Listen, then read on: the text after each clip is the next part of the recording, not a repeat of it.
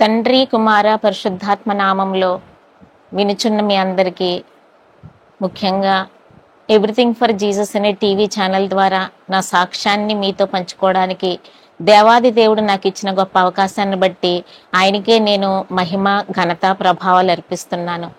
నేను ఈరోజు నా సాక్ష్యం మీతో పంచుకోవాలనుకుంటున్నాను.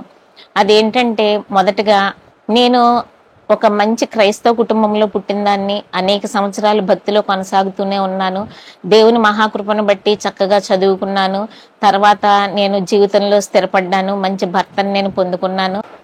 నేను మంచి చర్చ్కి వెళ్తాను. రోజు చక్కగా వాక్యం చదువుకుంటాను. దేవుడు నాకు ఏది బోధిస్తే దాన్ని నేను పాటించడానికే నేను ఇష్టపడుతూ ఉంటాను. అంటే నేను భక్తిని కూడా చాలా ఇష్టంగా చేయాలని నేను అనుకుంటాను. కష్టంగా భక్తి చేయకూడదనే ఫిలాసఫీని నేను బాగా నమ్ముతాను. అలాగ సాగిపోతున్న నా జీవితంలో నాకైతే ఆల్మోస్ట్ 20 years నా మ్యారేజ్ అయిందన్నాను. నాకైతే బిడ్డలు లేరు. నేను అలాని ఈ లోకరీతిగా పొందుకోవాల్సిన ఏవి కూడా నాకు లేవు. అంటే ఈ లోకంలో నాకు అతిశయించడానికి ఏమీ లేదు. చాలాసార్లు చాలా మంది అడుగుతారు, మీరు ఏమైనా గవర్నమెంట్ ఉద్యోగం చేస్తారా, మీ పిల్లలు స్టేట్స్ లో ఉంటారా, రకరకాల ప్రశ్నలు అడుగుతారు. కానీ దాంట్లో నేను అతిశయించడానికి నాకు ఏమీ లేదు. నేను అతిశయించేది ఒకటి, గొప్ప దేవుణ్ణి, సృష్టికర్త అయిన ఆ యెహోవాని, ఆ తండ్రి కుమార పరిశుద్ధాత్మ దేవుడిగా కలిగి ఉండటమే నేను అతిశయించే గొప్ప అతిశయం అని నేను అంటాను. ఇలా సాగిపోతున్న నా జీవితంలో నాకేమైందంటే 2021 జనవరిలో నా హెల్త్ కండిషన్ కొంచెం బాగాలేదు. ఏమైందా అని నేను ఒకసారి జనవరి 28వ తారీఖు ఒకసారి డాక్టర్ని కలవడానికి వెళితే ఆయన నన్ను ప్రైమరీగా చెక్ చేసి, మీకు ఇంతకుముందు ఏమన్నా హెల్త్ ఇష్యూస్ ఉన్నాయా అని అడిగారు. అప్పటికే నాకు 4 సంవత్సరాల క్రితం స్పైన్ సర్జరీ జరిగింది. తర్వాత ట్యూబల్ ప్రెగ్నెన్సీ వచ్చి అంతకుముందు నాకు సర్జరీ జరిగింది. ఇలాగ నాకు 3 సర్జరీస్ ఆల్రెడీ జరిగాయి. ఇలా 3 సర్జరీస్ జరిగాయండి అన్న. 2014 నుంచి నేను నా లెఫ్ట్ బ్రెస్ట్ లో చిన్ని లంప్ ఒకటి ఫామ్ అయింది. ఆ సంగతి కూడా నేను ఆ రోజు నా అబ్డామిన్ లో పెయిన్ వస్తుంటే నేను జనవరి 28వ తారీఖు నేను డాక్టర్కి చెప్పాను, నాకు ఇంతకుముందు నా హెల్త్ హిస్టరీ ఇలా ఉందండి, ఇలా జరిగిందని నేను చెప్పాను. అయితే ఆయన చెక్ చేసి, అమ్మ మీరు ఏదో కొంచెం చాలా ప్రమాదకరమైన పరిస్థితుల్లో ఉన్నారు, మీకు ఏమేమి సిమ్టమ్స్ ఉన్నాయంటే నాకు కళ్ళు బైర్లు గమ్మినట్టు, అబ్డామిన్ లో విపరీతంగా పెయిన్ వస్తున్నట్టు అలా ఉంటే ఆయన ఏం చేశారంటే, తర్వాత ఆయన ఇంకొక లేడీ డాక్టర్ ఇద్దరు కలిసి నాకు బయాప్సీ రాశారండి. అంటే చిన్న పీస్ తీయాలి, దాన్ని టెస్ట్ చేయాలమ్మా, మీకు ఈ గడ్డ చాలా పెద్దగా ఉందంటే 2014లో ఆ గడ్డ ఫామ్ అయింది. అది చాలా పెద్దగా పెరిగిపోయింది, విపరీతంగా నొప్పి వచ్చేది. నాకేంటంటే భయం, అప్పటికే 3 సర్జరీస్ చేయించుకున్నాను, ఈ సర్జరీ కూడా ఏదన్నా ఈ ప్రాబ్లమ్ అవుతుందేమో అని నేను భయపడిపోయి ఏం చేశానంటే, నేను డాక్టర్ దగ్గరికి వెళ్ళడానికి సంశయించి ఆ గడ్డ సైజు లెఫ్ట్ బ్రెస్ట్ లో చాలా పెరిగిపోయింది, విపరీతమైన నొప్పి కలగటం మొదలు పెట్టింది కదా. నేను ఆ విషయం వాళ్ళకి చెప్పినప్పుడు నాకు వాళ్ళు ఏం చేశారంటే బయాప్సీ రాశారు, నీడిల్ బయాప్సీ రాశారు, అలాగే స్కాన్ కూడా రాశారు. అలాగే మొత్తానికి నా రిపోర్ట్ వచ్చేటప్పటికి ఫిబ్రవరి 1వ తారీఖు నా రిపోర్ట్ వచ్చింది. ఆ రిపోర్ట్ లో ఏమని చెప్పారంటే, మీకు బ్రెస్ట్ కార్సినోమా డయాగ్నోస్ అయిందన్నారు. నేను నిజంగా అన్ని సంవత్సరాల నుంచి, అంటే కొంతమంది క్యాన్సర్ వచ్చిన వాళ్ళని చూడడం, నా ఫ్యామిలీలో నా సొంత బ్రదరే అంతకుముందు ఒక 10 years బ్యాక్ వాడు లింఫోమా అనే బ్లడ్ క్యాన్సర్ తో చనిపోవటం, చాలా భయంకరమైన కండిషన్ లో చనిపోయాడు. తర్వాత మా చర్చ్ పాస్టర్ గారికి, వనజాక్షి గారికి, ఆవిడకి మల్టిపుల్ మైలమ్ అనే క్యాన్సర్ లో ఆవిడ కూడా మరణ పంచుల వరకు వెళ్ళి తిరిగి రావటం చూశాను. బాబో, ఎంత భయంకరమైన జబ్బు, మనుషులకైతే రాకూడదు, నాకైతే రాకూడదని రోజు నేను ఏ క్యాన్సర్ అయితే నాకు రాకూడదని నేను ప్రార్థన చేసుకుంటున్నాను. దేవుడు అదే క్యాన్సర్ నాకు అప్పచెప్పాడు. అంటే రిపోర్ట్స్ నా చేతికి ఇచ్చారు స్కాన్ వాళ్ళు. దాన్ని నేను చదువుకున్నప్పుడు అదే ఫస్ట్ టైం అనమాట అది కార్సినోమా అని చెప్పారు. అది వెంటనే నేను నెట్ లో స్టడీ చేసినప్పుడు ఇది 1 of the cancers అన్నారు. అంతే, నేను ఒకేసారి ఆ రిపోర్ట్స్ ని గుండెలకి హత్తుకున్నాను. దేవా, నాకు నువ్వు బిడ్డలను ఇవ్వలేదు కానీ క్యాన్సర్ నువ్వు ఒక బహుమతిగా ఇచ్చావా, దీన్ని నేను అంగీకరిస్తున్నాను తండ్రి. ఈ పోరాటంలో ఏదైనా నాకు అప్పటికి అంత భయంకరం అని నేను అనుకోలేదు, కానీ క్యాన్సర్ అంటే భయంకరం అని తెలుసు, కానీ అంత భయంకరం అని నేను అనుకోలేదు. అలాగే నా మైండ్ అంత డిస్టర్బ్డ్ గా ఉంది. పక్కన మా హస్బెండ్ ఉన్నారు, వాళ్ళ ఫ్రెండ్, మేము ముగ్గురం కలిసి ఏ డాక్టర్ అయితే స్కాన్ రాశారో ఆ డాక్టర్ దగ్గరికి వెళ్ళినప్పుడు ఆమె నన్ను చూసి, మీకు తెలుసా మీకు వచ్చిన డిసీజ్ అన్నారు. నేను చదువుకున్నానండి, ఇది క్యాన్సర్ అని చెప్పారు అని అన్నాను. నేను అప్పటి వరకు చెప్పాలంటే చాలా సెన్సిటివ్ పర్సన్ అన్నమాట. ఇంజక్షన్ అన్నా టాబ్లెట్స్ అన్నా ఏమన్నా కూడా నాకు చాలా భయం. హాస్పిటల్ స్మెల్స్ అన్నా కూడా నాకు చాలా భయం. అంతకుముందు చాలా నరకం అనుభవించాను. స్పైన్ సర్జరీ అయినప్పుడు 6 నెలలు బెడ్ మీద ఉన్నాను, నడవలేని పరిస్థితులు. ఇవన్నీ కూడా నేను అనుభవించాను. కాబట్టి ఈ క్యాన్సర్ ఎలా ఉండబోతుందో అని నాకు కొంచెం భయం అనిపించింది. కానీ ఒక్కసారి నేను దేవుడి వైపు చూశాను.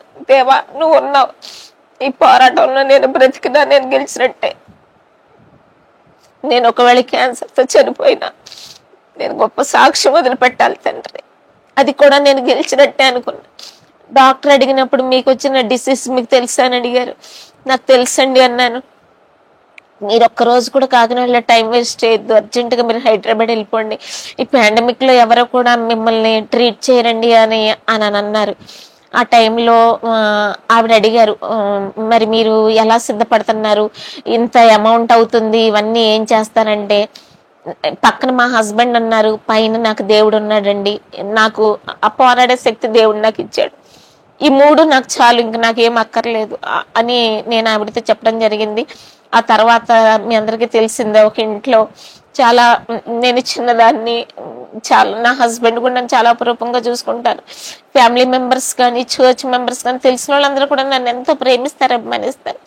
ఒక్కొక్కరికి ఫోన్ చేసి చెప్తుంటే ఒక్కొక్కరి రెస్పాన్స్ ఒక్కొక్కలాగా ఉంటుంది. నా ఫ్యామిలీ చాలా చాలా డిస్టర్బ్ అయిపోయింది. ఏంటి నీకు రావడం ఏంటి? నా ఫ్యామిలీ అంతా చెప్పాలంటే వాళ్ళు క్రిస్టియన్సే కానీ అంత ఫెయిత్లో నా అంతగా వాళ్ళు ఎదగలేదని నాకు అనిపిస్తుంది. ఏంటి నీ చేసే భక్తికి దేవుడు ఇచ్చిన ప్రతిఫలం ఇదేనా అని వాళ్ళు ఒక మాట అన్నారు. మీరెవరో దయచేసి ఏమి అలా అనొద్దు, దేవుడు ఏది చేసినా న్యాయమే చేస్తాడు, జబ్బులు ఇచ్చినంత మాత్రాన దేవుడు అన్యాయస్తుడని మనం అనొద్దని నేను ఆ మాట చెప్పాను. మొత్తానికి ఇంక అప్పటి నుంచి నా ప్రార్థన మారిపోయింది. నేను ఇంకా భయపడుతూ నేను ప్రార్థన చేయాలనుకోవాలి. దేవా, ఏది రాకూడదని ఏది వద్దనుకుని నేను ఎన్ని సంవత్సరాలు ప్రార్థన చేశాను. ప్రపంచం అంతా గడగడలాడిపోయే ఈ భయంకరమైన డిసీజ్ నువ్వు నాకు ఇచ్చావు, దాన్ని నేను అనుభవిస్తాను. కానీ నాకు నెంబర్ 1 డాక్టర్ కావాలి తండ్రి, ఇండియాలోనే నెంబర్ 1 డాక్టర్ నాకు చూపించు. ఆ టైంలో ఏ డాక్టర్స్ ఎవరిని ట్రీట్ చేస్తారో తెలియదు, ఏ హాస్పిటల్కి వెళ్ళాలో తెలియదు, ఏమీ తెలియదు. మా సిస్టర్స్ వాళ్ళు హైదరాబాద్లో ఉంటే వాళ్ళకి ఫోన్ చేసి, అక్క నాకు ఒక బెస్ట్ డాక్టర్ని మీరు సెలెక్ట్ చేయమన్నప్పుడు, నేను కూడా ఎన్నో ప్రార్థనలు చేసినప్పుడు అనేక మంది డాక్టర్స్ని మేము ఆన్లైన్లో కన్సల్ట్ చేసినప్పుడు చివరికి ఒక 7-8 మంది డాక్టర్స్ ప్రొఫైల్స్ చదివి వాళ్ళ గురించి సంబంధించిన వీడియోస్ అవన్నీ చూడిన తర్వాత ప్రార్థనా పూర్వకంగా నేను నా భర్త ఒక నిర్ణయం తీసుకున్నాం. రఘురామ్ పిల్లార్ శెట్టి గారు, ఆయన చాలా రెనౌండ్ డాక్టర్ అండి, ఆంకాలజీ స్పెషలిస్ట్, బ్రెస్ట్ సర్జన్ అనమాట. ఆయనతో ట్రీట్మెంట్ తీసుకోవాలని నేను దేవుడి దగ్గర ప్రార్థించుకున్నప్పుడు దేవుడు నాకు ఆయన అపాయింట్మెంట్ ఇవ్వడం జరిగింది. అలాగా ఫిబ్రవరి 4వ తారీఖు మేము రాత్రి బయలుదేరి హైదరాబాద్ వెళ్ళడం జరిగింది. ఇక్కడ మీకు ఒక విషయం చెప్పాలి. ఎప్పుడైతే నేను క్యాన్సర్ డయాగ్నోస్ ఇలా హైదరాబాద్ వెళుతున్నామో, మాకు ఒక చాలా కావాల్సిన వ్యక్తి మా ఫ్యామిలీలో ఉన్నారండి. ఆయన రిలీజియస్ ప్రీస్ట్. ఆయన 30 సంవత్సరాల క్రితం జర్మనీ వెళ్ళిపోయారు. ఆ తర్వాత ఆయనకు ఒక 20 years బ్యాక్ స్ప్లీన్ కి క్యాన్సర్ వచ్చిందట. అయితే నేను ఎప్పుడైతే ఆ నైట్ ట్రైన్ ఎక్కి నేను ఆయనతో, ఆ బ్రదర్ తో మాట్లాడాలి అని నా మనసంతా ఒకటే, ఆయన ఎక్కడున్నారు ఏంటి అని నేను వెతుకుతూ ఫేస్బుక్ లో అప్పటికి 2 సంవత్సరాలను వెతుకుతున్నాను కానీ దొరకలేదు. కానీ ఆ నైట్ నాకు మొత్తానికి ఫేస్బుక్ లో ఆయన అడ్రస్ నేను ట్రేస్ చేసి ఆ నైటే మెసేజ్ పెట్టాను, అన్నయ్య మమ్మల్ని గుర్తుపట్టారా ఇలా అంటే ఆయన ఎస్ ఐ రిమెంబర్ యూ, నాకు మీరు అందరూ గుర్తున్నారు, మీరు చిన్నప్పుడే నేను ఇలా జర్మనీ వెళ్ళిపోయాను కదా, అవన్నీ చెప్పాను, మీరు అందరూ ఉన్నారా, అసలు మీరు ఎక్కడ ఉన్నారో నాకు తెలియదు అన్నారు. అయితే ఇక్కడ చెప్పే విషయం ఏంటంటే, నేను ఫోన్ చేసే టైంకి ఆయన 2nd టైం క్యాన్సర్ డయాగ్నోస్ అయి ఉన్నారంట. ఆ సంగతి నాకు చెప్పలేదు. అన్నయ్య ఇలా నాకు క్యాన్సర్ డయాగ్నోస్ అయిందంటే నువ్వేమీ భయపడకమ్మా, మేమందరం మీ తోడుగా ఉన్నామని.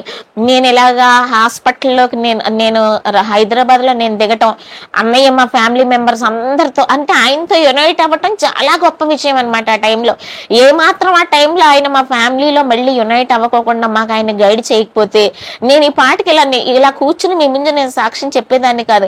ఎందుకంటే ఆ ట్రీట్మెంట్ అంత భయంకరమైంది అనమాట. మొత్తానికి దిగిన తర్వాత అందరు ఫ్యామిలీతో మాట్లాడి, మీరెవ్వరు కంగారు పడకండి, తను బాగా చూసుకోండి, ఇలా ఉంటదని ఆయన ట్రీట్మెంట్ తీసుకుంటూ నన్ను ఇలా గైడ్ చేస్తూ ఉండేవాళ్ళు. మొత్తానికి అలాగే మేము రఘురామ్ గారి దగ్గరికి వెళ్ళాము. ఆయన చూసి చాలా బాగా కౌన్సిల్ చేశారండి. నేను ఇక్కడ ఒక విషయం చెప్తాను. చాలా మంది డాక్టర్స్ పేషెంట్స్ తో మాట్లాడడం టైం వేస్ట్ అనుకుంటారు, లేకపోతే డబ్బులు వేస్ట్ అనుకుంటారేమో. రఘురామ్ సారు ఫిబ్రవరి 4వ తారీఖు నుంచి 25వ తారీఖు వరకు మమ్మల్ని కౌన్సిల్ చేస్తానే ఉన్నారు. ట్రీట్మెంట్ ఇన్ని నెలలు ఉంటుంది, 10 నెలల ట్రీట్మెంట్ ఉంటుంది, మీకు ఎంత అమౌంట్ ఖర్చు అవుద్ది, ఎంత ఇలా ఉంటుంది, ఎంత భయంకరంగా ఉంటుంది అన్ని మాకు చెప్పి మొత్తానికి మాకు డేట్ ఫిక్స్ చేసి, బ్రెస్ట్ క్యాన్సర్ లో మీకు 2 రకాల సర్జరీస్ ఉంటాయి. ఒకటి మీరు బ్రెస్ట్ రిమూవ్ చేసుకునే సర్జరీ ఉంటుంది, మీరు బ్రెస్ట్ ఉంచుకుని కన్సర్వ్ చేసుకునే సర్జరీ ఉంటుంది. మీరు ఏది చేసుకున్న ట్రీట్మెంట్ ఒకేలా ఉంటుంది, మీకు ఏది కావాలో కోరుకోండి అని చెప్పినప్పుడు మరి ఆ విషయంలో కూడా మేము ప్రార్థన చేసుకుని, ఆయన మీరు సర్జరీకి వెళ్ళే ముందు రోజే చెప్పండి, మార్నింగ్ 6 o'clock చెప్పండి, మీ టైం మార్నింగ్ 6 o'clock 26th నేను సర్జరీ చేస్తానన్నప్పుడు నేను నా భర్త ప్రార్థన పూర్వకంగా కనిపెట్టినప్పుడు, అంటే ఒకవేళ నేను బ్రెస్ట్ రిమూవ్ చేయించుకుని నేను సర్జరీ చేయించుకుంటే ఇంత ట్రీట్మెంట్ నాకు ఉండకపోయేది. నేను బ్రెస్ట్ ఉంచుకొని సర్జరీ చేయించుకోవడం వల్ల నాకు ఎంత రేడియేషన్, ఎంత కీమోథెరపీ కూడా ఉంటాయి. అప్పుడు రేడియేషన్ కీమోథెరపీ అన్న మాటలు చాలా నార్మల్ గా ఏదో ఇంజక్షన్ ఇస్తారు, డోస్ ఇస్తారు అనుకున్నాను తప్ప అవి అంత భయంకరంగా మనిషిని చంపేస్తాయన్న సంగతి నాకు తెలియక నేను డాక్టర్ గారు నాకు బ్రెస్ట్ ఉంచే నాకు సర్జరీ చేయండి అని చెప్పాము. అలాగే నాకు సర్జరీ చేశారు. సర్జరీ చేసిన తర్వాత చాలా కాంప్లికేషన్స్ అవన్నీ ఉన్నాయి, కానీ 1 dayలో నన్ను డిశ్చార్జ్ చేశారు. 40 రోజుల వరకు డ్రైన్ సిస్టమ్ తోటి నేను చాలా సఫర్ అయ్యాను. అంటే ఎవరికైనా డ్రైన్ సిస్టమ్ అని పెడతారండి, అంటే ట్యూబ్స్ వేస్తారు, అవి ఎవరికైనా 1 week 2 weeks ఉంటాయి, కానీ నాకు అలా కాదు. నేను ఆ 40 రోజులు ఇంకా ట్రీట్మెంట్ కంప్లీట్ అవ్వకుండానే నేను కాకినాడ వచ్చేయడం జరిగింది. పాండమిక్ ఎక్కడ ఉండే పరిస్థితుల్లో మా సిస్టర్ వాళ్ళ ఇంట్లో ఉన్నాము, వాళ్ళకు కూడా కరోనాతో ఎఫెక్ట్ అయ్యారని నేను మళ్ళీ కాకినాడ వచ్చేయడం జరిగిందండి. నేను వచ్చి ఆ టైంలో మీకు తెలియదు ఏముంది, కనీసం ఇంట్లో ఒక మెయిడ్ ని పెట్టుకునే అవకాశం లేదు, లేదంటే ఎవరిని హెల్పర్కి మనం వెళ్ళి ఎవరి ఇంట్లో ఉండడానికి లేదు, వేరే వాళ్ళు వచ్చి మన ఇంట్లో ఉండడానికి వీల్లేదండి.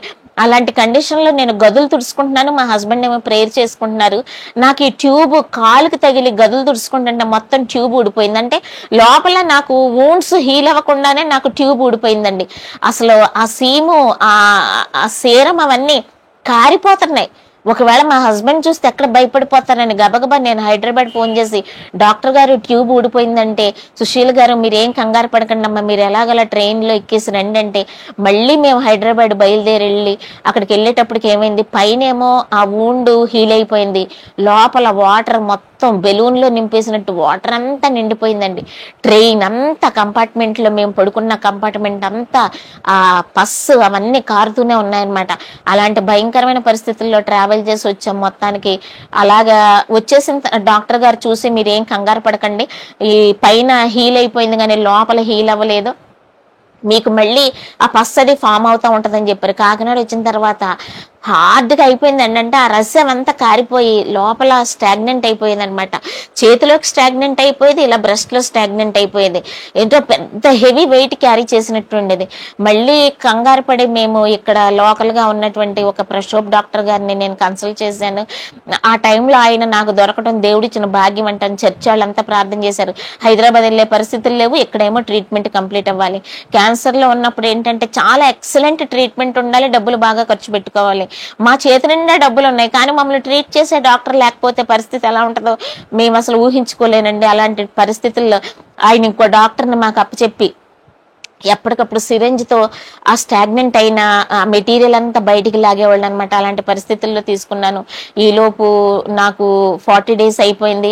తర్వాత 21 days గ్యాప్ ఇచ్చిన తర్వాత కీమోథెరపీ అన్నారు. కీమోథెరపీ అంటే ఏం చేస్తారంటే ఏముండదండి, జస్ట్ మీకు కొంచెం లోపల క్యాన్సర్ సెల్స్ ని చంపడానికి మందిస్తామండి అని అన్నారు. ఫస్ట్ కీమోకి మళ్ళీ హైదరాబాద్ రమ్మన్నారు. 21 days తర్వాత హైదరాబాద్ వెళ్ళాను. నేను అప్పటికి వెళ్ళేటప్పటికి నేను చాలా నార్మల్ గా ఉన్నాను. మీకు కొన్ని ఫొటోస్ లో నేను చూపిస్తాను. నన్ను చూసిన వాళ్ళు ఎవరు కూడా నాకు క్యాన్సర్ కి సంబంధించిన సర్జరీ అయినట్టుగానే నేను కనపడలేదు. ఎప్పుడైతే ఫస్ట్ టైం కీమోథెరపీ తీసుకోవడానికి వెళ్ళామో, నేను మీకు చెప్పాను కదండి, ఒక చిన్న సిరెంజ్ లో మందు పెట్టి ఇంజెక్షన్ చేస్తే ఎంత భయమో, అలాంటిది ఇన్ని మెడిసిన్స్ తెచ్చి ఒకేసారి నా ముందు పెట్టారు. గుండెంతా జారిపోయిందండి నాకు. ఏం చేస్తారు ఈ మెడిసిన్ అంతా ఎక్కడ ఎక్కిస్తారని అడిగాను. నేనంటే ఒక్కొక్క ఇంజక్షన్ ఎక్కిస్తారేమో బాడీలో కనుక్కున్నా. అవన్నీ సిరంజిల్లో అంటే బాటిల్స్ లో పెడతారు కదండి, పెట్టి ఒక 3-4 గంటలు మన బాడీలోకి అంటే నర్వ్స్ ద్వారా పెడతారు.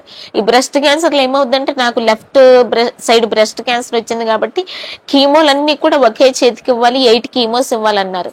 సరే ఎలా ఉంటుందో ఫస్ట్ టైం తెలియదు కదా, ఒకసారి కీమో స్టార్ట్ చేశానండి. 3 గంటల తర్వాత ఈవినింగ్ అయిపోయింది, ఇంటికి వచ్చేసాము. వచ్చిన తర్వాత నేను 24 అవర్స్ పడుకుండిపోయానండి. అంటే నేను అనుకున్నాను నేను ఇంకా చచ్చిపోయాను అనుకున్నాను. నేను అదంత భయంకరమని నాకు తెలియదు. దేవా నువ్వు నన్ను ఎందుకు ఇంత భయంకరమైన శ్రమ కాపు చెప్తాను.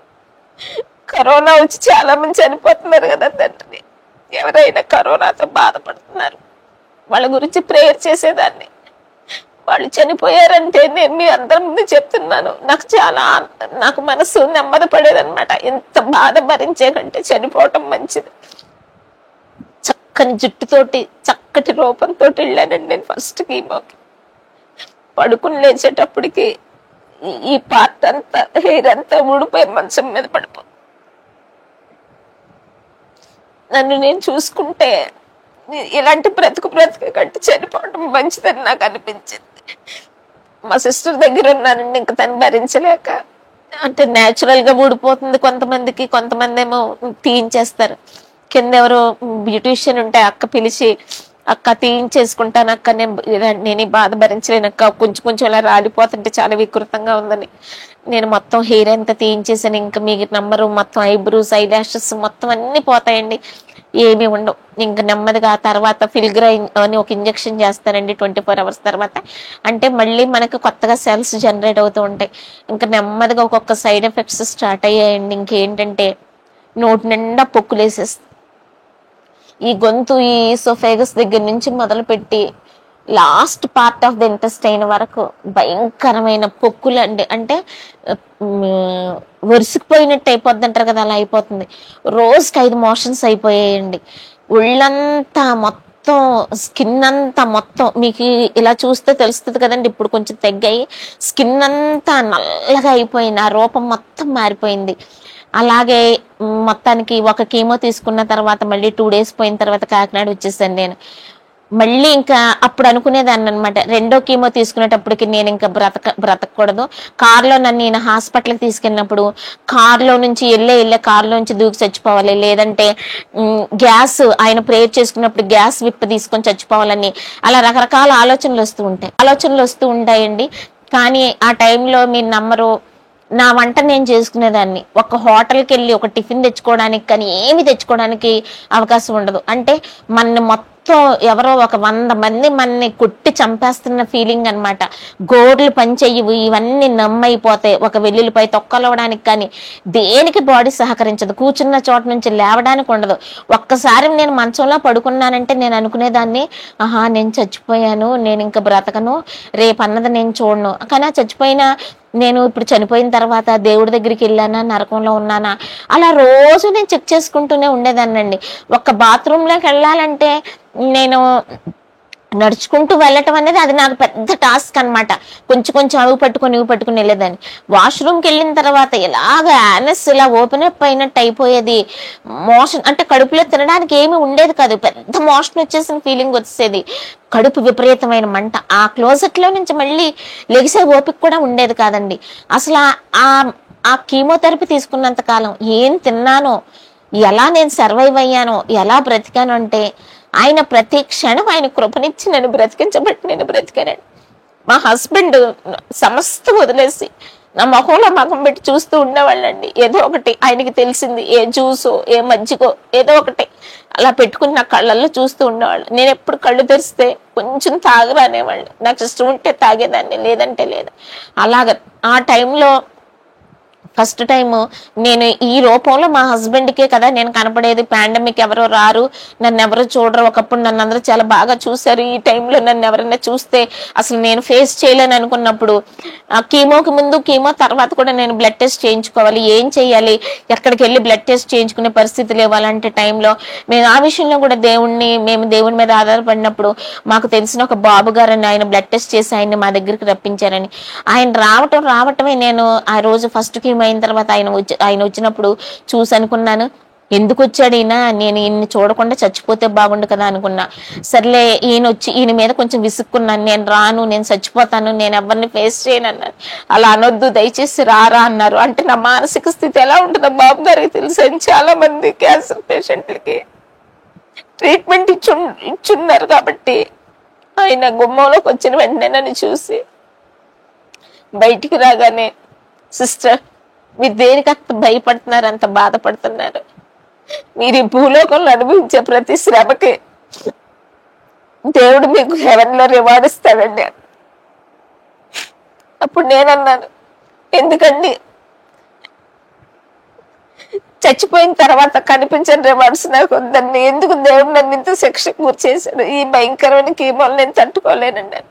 మీరు దయచేసి అలా మాట్లాడకండి, దేవుడు ఏం చేసిన న్యాయవంతుడు అన్నారు. అక్కడ మొదలు పెట్టి ఆయన 6 నెలలు కీమోకి ముందు కీమో తర్వాత ఎప్పుడు కావాలంటే అప్పుడు వాక్యంతో పోషించారండి మా ఇద్దరిని. అంటే ఈ తిమ్మాపురంలో ఉంటాం, ఇంటీరియర్ గా ఉంటాం, సంఘస్థులు ఎవరో రావడానికి లేదు, బయట వాళ్ళు ఎవరు విజిట్ చేయడానికి లేదు, అసలు ఏం జరుగుతుందో తెలియదు.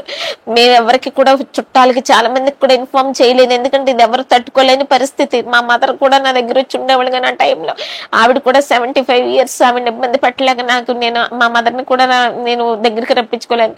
అలాంటి పరిస్థితుల్లో దేవుడు అలా వాక్యంతో మమ్మల్ని పోషించి అలాగే 6 నెలలు కీమో నుంచి గట్టెక్కాము.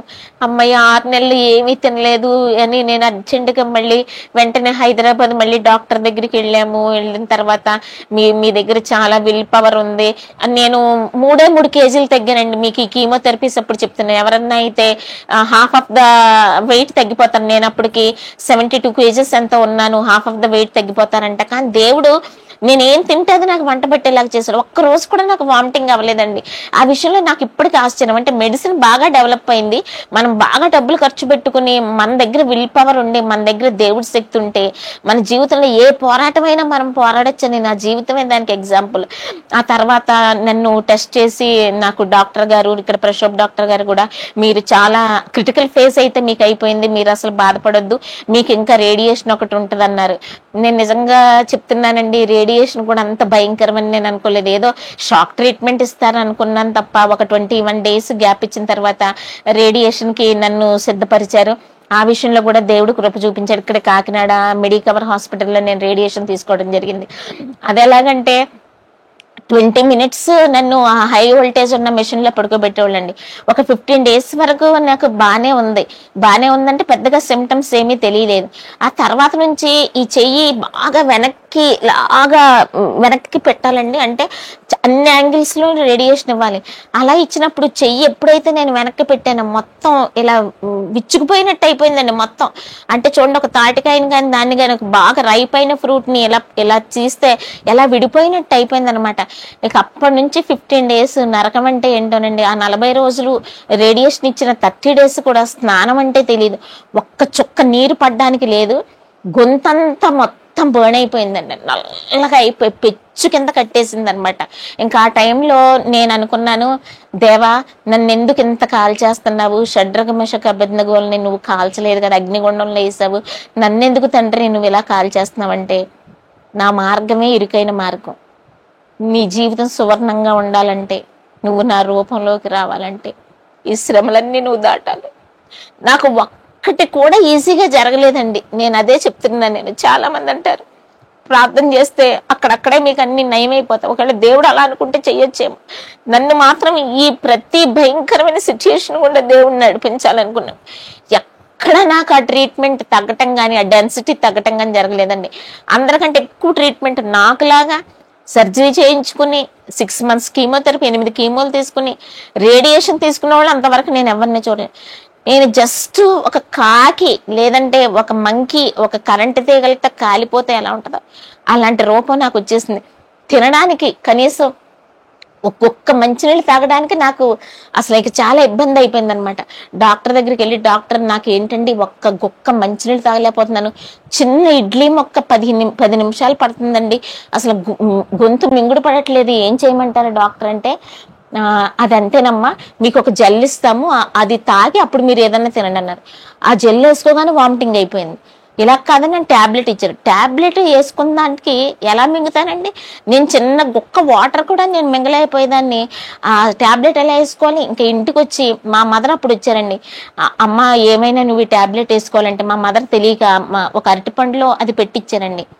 మీరు నమ్మరు దేవా, ఇది వేసుకుని నేను చచ్చిపోతాను, నువ్వు నన్ను చంపే అని ఎంత బలవంతంగా ట్యాబ్లెట్ మింగేశానండి. అలాగ మొత్తానికి ఆ 30 days రేడియేషన్ కూడా నాకు కంప్లీట్ అయింది.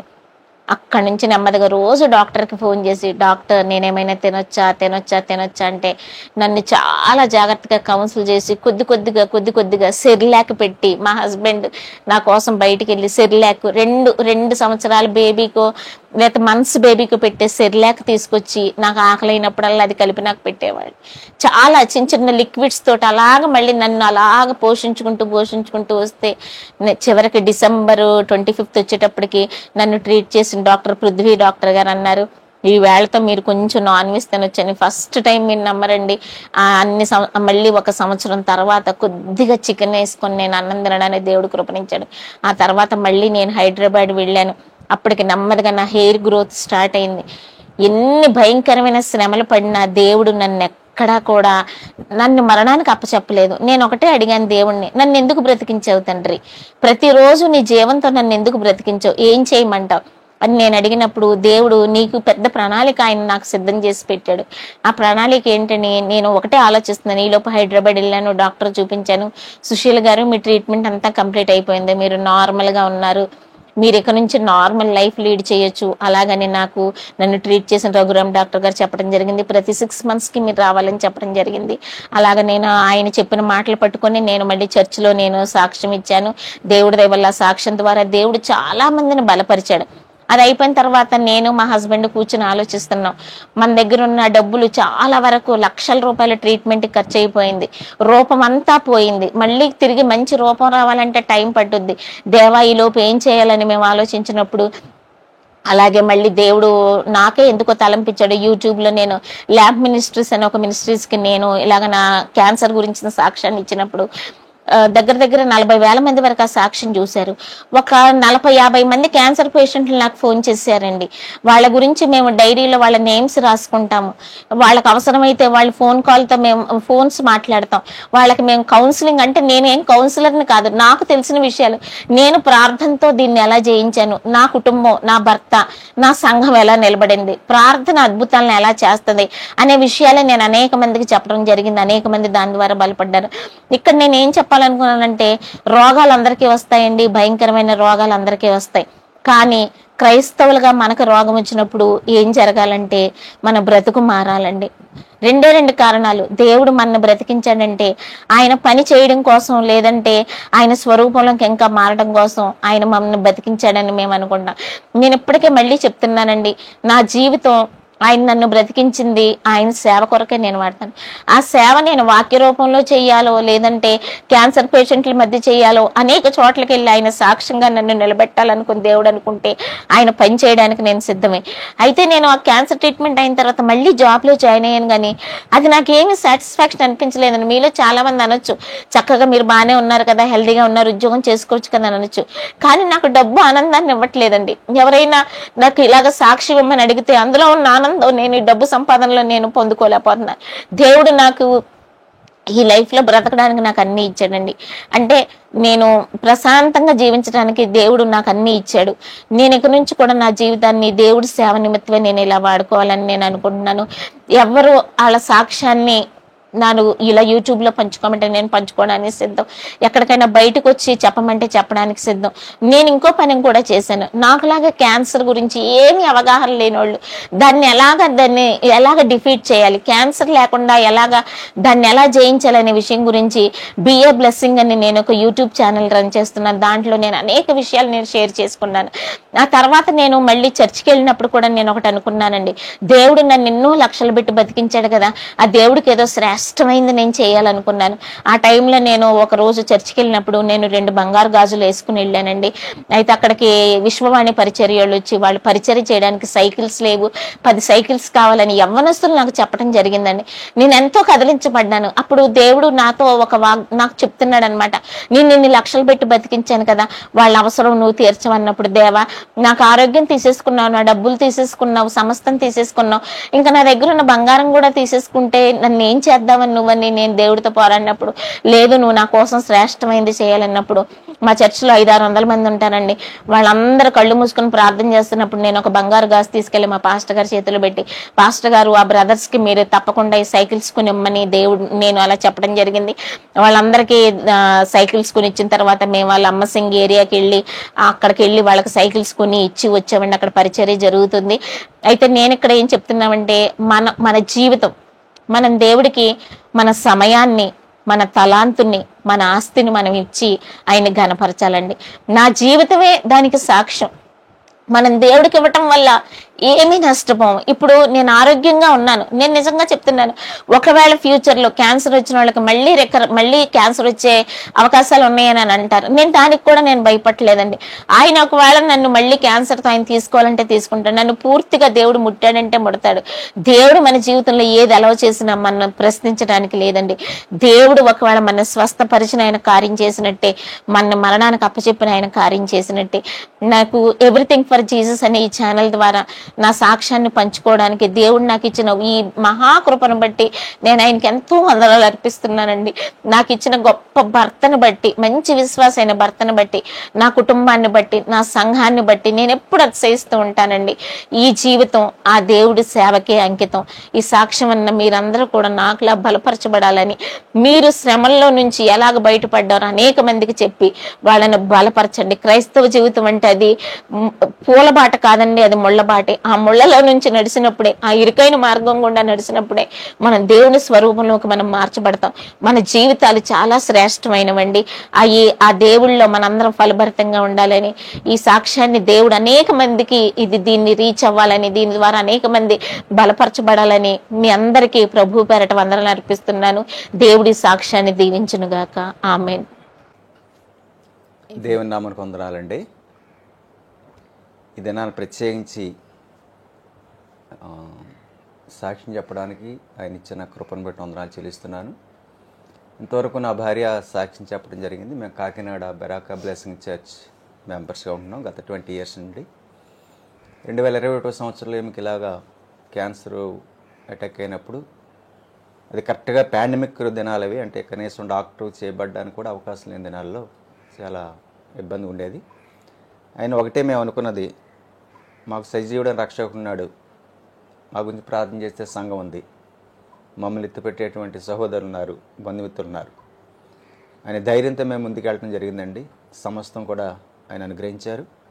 నేను కొద్ది నిమిషాలు ఏం చెప్పదలుచుకున్నానంటే, మన కుటుంబాల్లో కానీ, మన యొక్క బంధువుల్లో కానీ ఏదైనా ఎటువంటి రోగం పడినప్పుడు వారి విషయంలో మనం చాలా అప్రమత్తంగా ఉండాలి. ఎందుకంటే వారికి మనం సహాయం చేయిందే, మనకు వారి ధైర్యం చెప్పకపోతే వారు ఇంకా చెదిరిపోయే అవకాశం ఉంది. అది క్యాన్సర్ వ్యాధిలో మరీ భయంకరం పరిస్థితి. అయితే మా ఇద్దరి పరిస్థితి కూడా ఒక పెక్యులర్. ఏంటంటే ఇహలోకంలో అవసరమైనటువంటి ఏది మా దగ్గర లేకపోయినా దేవుడు అనుగ్రహించిన కృప విస్తారంగా మా దగ్గర ఉందని మేము నమ్ముతున్నాం. ఆ విషయంలో మేము బలపరచబడ్డాం కూడా. అయితే ఈ వ్యాధి వచ్చినప్పుడు రకరకాల ఆలోచనలు వస్తాయి మానవుల్లో. నాకైతే ఎటువంటి ఆలోచనలు రాలే. ముందు ఆమె బ్రతకాలి, దేవుడిచ్చిన జీవితాన్ని ముందు కొనసాగాలి. ఇది పాండమిక్ కాబట్టి ప్రయాణించడం కూడా చాలా ఇబ్బంది ఉండేటువంటిది. చాలామంది బంధువులు అనేవారు, అన్నిసార్లు ట్రైన్ ఎక్కి అటు ఇటు తిరిగేస్తున్నారు, ఏమైనా అవుతుందో చూసుకోమని. ఎప్పుడు నేను లెక్క చేయలే. నేను ట్రైన్ ఎక్కి వెళ్ళేటప్పుడు కూడా ట్రైన్లో 8 బెత్తలు ఉంటాయి, ఒక్కనే జర్నీ చేసిన రోజులు ఉన్నాయి. హాస్పిటల్కి వెళ్ళిన తర్వాత ఆ టైంలో ఈమెతో పాటు ఒక్కడే లోపలికి వెళ్ళాలి డాక్టర్ దగ్గరికి. నా మిస్సెస్ వాళ్ళు పెద్దకి వెళ్ళేవారు. నిలబడడానికి కూడా అక్కడ పరిస్థితులు లేవు. ఒకే ఒక వార్డు ఖాళీ ఉండేది, అదే కోవిడ్ వార్డు. వెళ్ళి చూస్తే కోవిడ్ వార్డు అని రాసింది. నేను అక్కడికి వెళ్ళి కూర్చోనేవాడిని. అతను వచ్చి, ఇది కోవిడ్ వార్డు అండి, ఇక్కడ ఉండకూడదని బయటికి పంపించాడు. బయట నిలబడలేని పరిస్థితి. అతను వెళ్ళిపోయిన తర్వాత మళ్ళీ అక్కడే కూర్చునేవాడిని.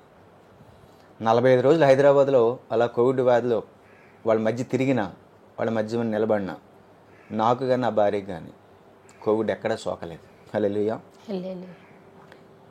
నేను అనుకున్నాను అప్పుడు, ఇంట్లో వాళ్ళని బయట లాగేస్తుంది కదా, మనకెందుకు రావట్లేదు ఇలాగా, మనకెందుకు అంటలేదు అని చూస్తే ఏదో ఆశ్చర్యం, అసలు అర్థం కాని పరిస్థితులు. ఎవ్వరు బయటకు వచ్చేవాళ్ళు కాదు. మరి మేము తిరుగుతున్నాం, బయట హాస్పిటల్లో తిరుగుతున్నాం, కోవిడ్ వ్యాధి పక్కనే కూర్చున్నాం. ఇవన్నీ చూస్తే దేవుని కృపేదో మమ్మల్ని వెంటాడుతుంది అని మాకు అర్థమైంది. అది క్లియర్గా తెలుస్తుంది కూడా. చాలామంది చెప్పినప్పుడు కూడా, మీకు ఏమీ రాలేదా బ్రదర్ ఇంతవరకు అని పాస్టర్ గారు అడిగితే, అయ్యగారు ఏమీ నాకు కాలేదంటే, ఇక మీకు ఏమీ కాదు, ఎందుకంటే దేవుని కృప మీ దగ్గర ఉంది కాబట్టి మీకు కోవిడ్ మిమ్మల్ని ఏం చేయదు, అంతకంటే భయంకరమైనటువంటి పరిస్థితి మీరు నడుస్తున్నారు కాబట్టి అన్నప్పుడు మేము మళ్ళీ బలపరచబడ్డాం. ఇవన్నీ చూడగా దేవుడి కృప మనల్ని ఎంత వెంటాడుతుందో నాకు అర్థమైంది ఆ 10 మాసాల్లో. దాంతోపాటు ప్రార్థనా శక్తి పెరిగిందండి. నేనేమంటానంటే, ప్రార్థన ఎంతకాలం మనం చేసేటప్పుడు ఇహలోక సంబంధం ప్రార్థన చేసేవాళ్ళు. నా భార్య చెప్పినట్టుగా ఈ సంఘటన తర్వాత ప్రార్థన మారింది మాలో. ఎందుకనంటే మన జీవితంలో 70 సంవత్సరాలు లేదా అధిక బలం 80 సంవత్సరాలు, వాట్ నెక్స్ట్ ఆ ఆలోచనలో పడ్డాం మేము. ఓకే, ఇక్కడ ఏమున్నా మనకు కూడా రావు, మన భక్తి మన సాక్షి మనకు కూడా వస్తుంది అనేటువంటి సత్యానికి మేము ఎదిగాం. నేను చెప్తున్నాను ఈవేళ, ఆ పరిస్థితుల్లో డాక్టర్ చెప్పాడు మాకు, మీరు ఎవ్వరింటికి వెళ్ళొద్దు, మీ బంధువులని మీ దగ్గర రానివ్వద్దు. మరి ఎలా? ఇలాంటి క్యాన్సర్ వ్యాధి వస్తే నేను చూసాను చాలామందిని, ఆ వ్యాధి గుండా వెళ్ళిపోయేటప్పుడు వాళ్ళు ట్రైన్ ఎక్కేటప్పుడు వచ్చేటప్పుడు 100 మంది వాళ్ళు కూడా ఉంటారు. నేను చూశాను, నేను వెళ్ళాను కూడా అలాంటప్పుడు. మాకైతే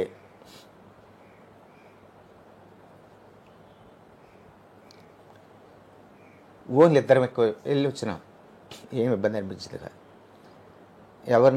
ఎవరి మీద బాధపడేవాళ్ళం కాదు. వీటితో పాటు అన్నీ ఒకేసారి వచ్చాయండి కుటుంబంలో. అంతకుముందే ఒక 6 months బ్యాక్ నా ఓన్ బ్రదర్ తమ్ముడు 53 years చనిపోయాడు. ఒక ప్రక్క వాళ్ళ మ్యారేజెస్, మరో ప్రక్క ఈమె వ్యాధి. ఇవన్నీ ఎలా మేనేజ్ చేశానో నాకే తెలియదు. ఒక్కరోజు కూడా దగ్గు రొంప జ్వరం నన్ను ఏది తాకలేదు. ఆశ్చర్యం ఏంటంటేనండి, ఒకరోజు మధ్యలో హైదరాబాద్ నుంచి కాకినాడ వచ్చి మళ్ళీ కాకినాడ నైట్ బయలుదేరి హైదరాబాద్ డాక్టర్ని కలవాలి. నెక్స్ట్ మార్నింగ్ హైదరాబాద్ డాక్టర్ని కలిసి ఆ నైట్ మళ్ళీ హైదరాబాద్లో ట్రైన్ ఎక్కి మళ్ళీ కాకినాడ వచ్చా. ఎందుకంటే అది బ్రదర్ చనిపోయిన తర్వాత ఫస్ట్ యానివర్సరీ.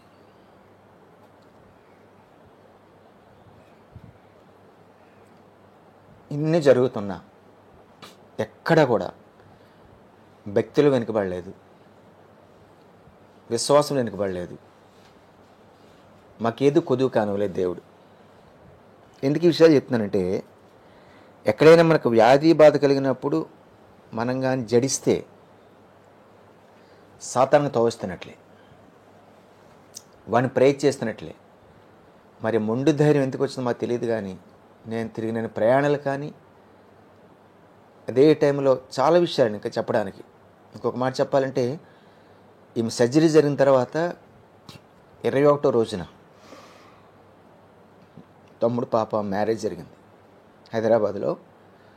2000 మంది గ్యాదరింగ్ అక్కడ. ఇంకా ప్యాథటిక్ థింగ్ ఏంటంటే, పెండ్లి కూతురికి తండ్రి లేడు, పెండ్లి కొడుక్కి తండ్రి లేడు. పెండ్లి కూతురుని చూడడానికి వచ్చి వెళ్ళిపోయి హైదరాబాద్లో ఆయన చనిపోయారు. ఆయన ఎక్స్-ఎమ్మెల్యే. ఇక మ్యారేజ్ చేసేది